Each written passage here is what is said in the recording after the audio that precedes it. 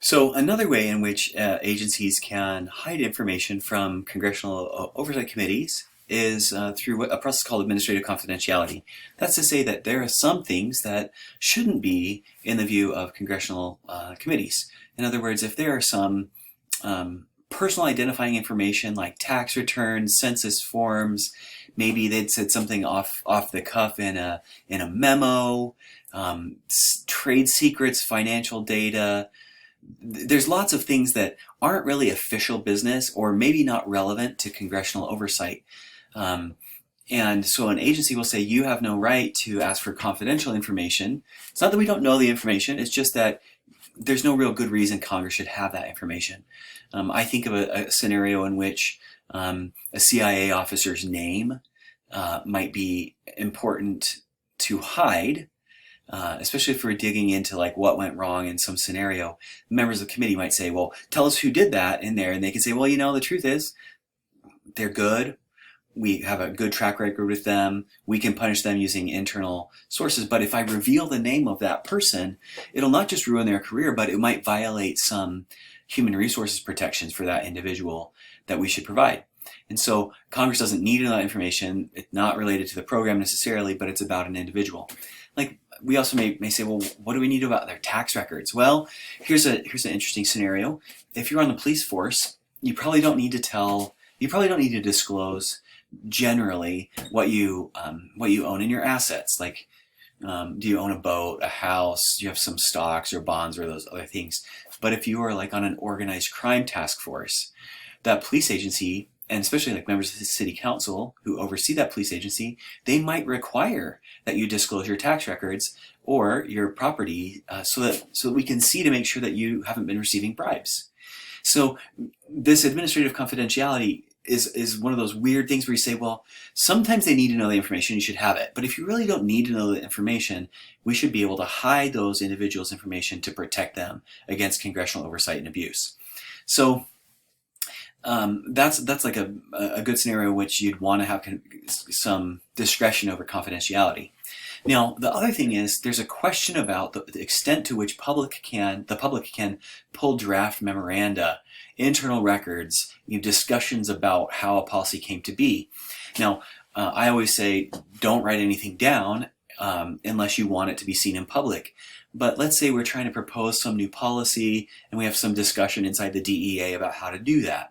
Well, the law is not clear about whether or not a draft or handwritten notes on the side of a draft should be public knowledge.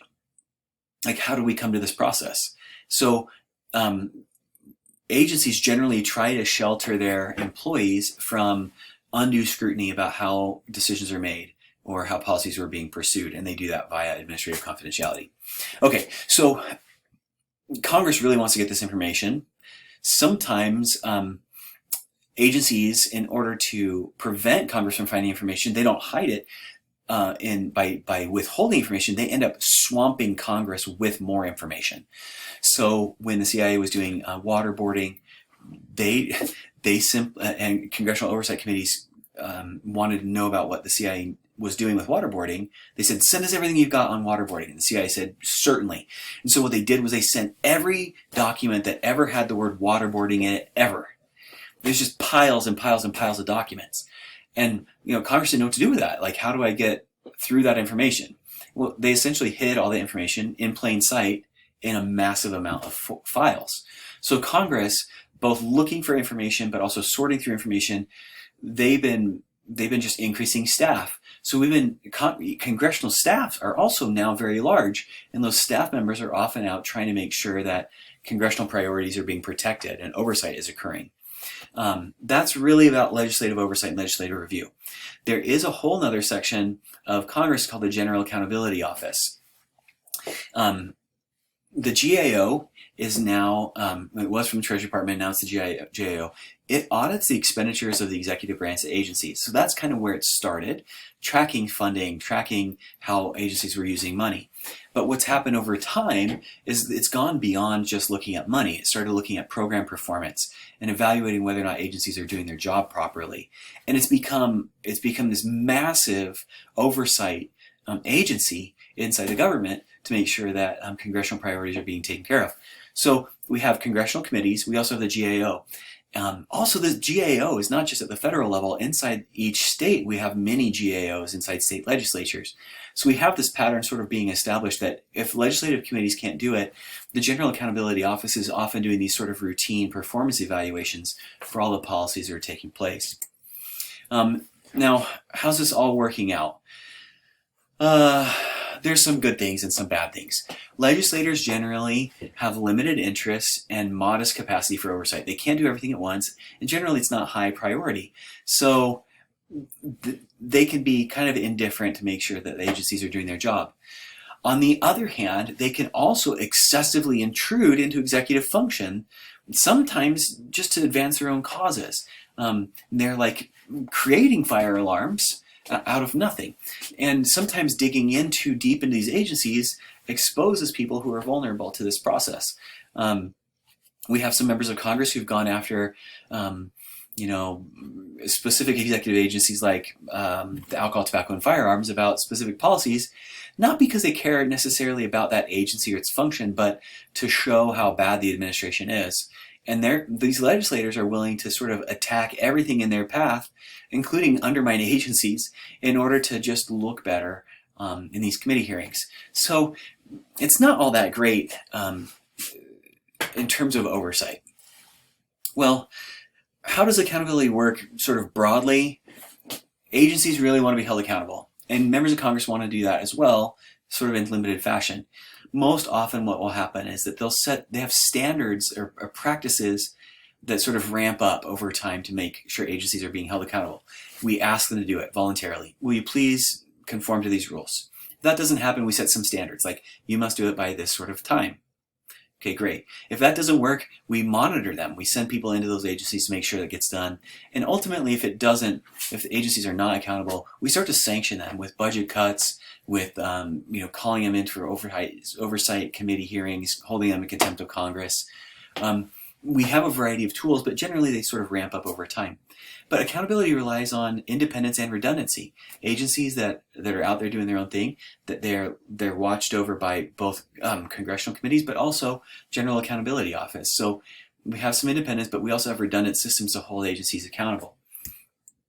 Now, in the long run, the vast overarching theme of this class is we've got accountability, we've got ethical standards, we've got processes and delegated authority and all these other things, but ultimately,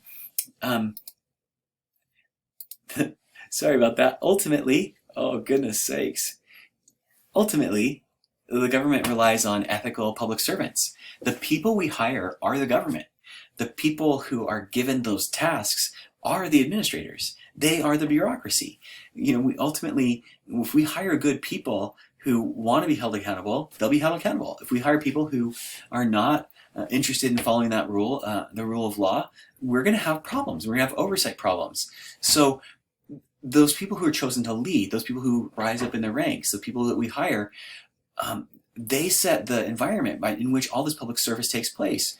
The decisions that they make, the values that they hold dear, end up cascading down through the administration and how we do government work. Now, ethical public administration relies on this balance between internal values of those administrators and those bureaucrats, as well as training to ensure that they follow the standard operating procedures. I think about this in terms of a police officer. We know those Zimbardo experiments of Stanford, the Stanford prison experiments, where we just throw people into these different roles. They end up behaving in ways that they think those roles should be.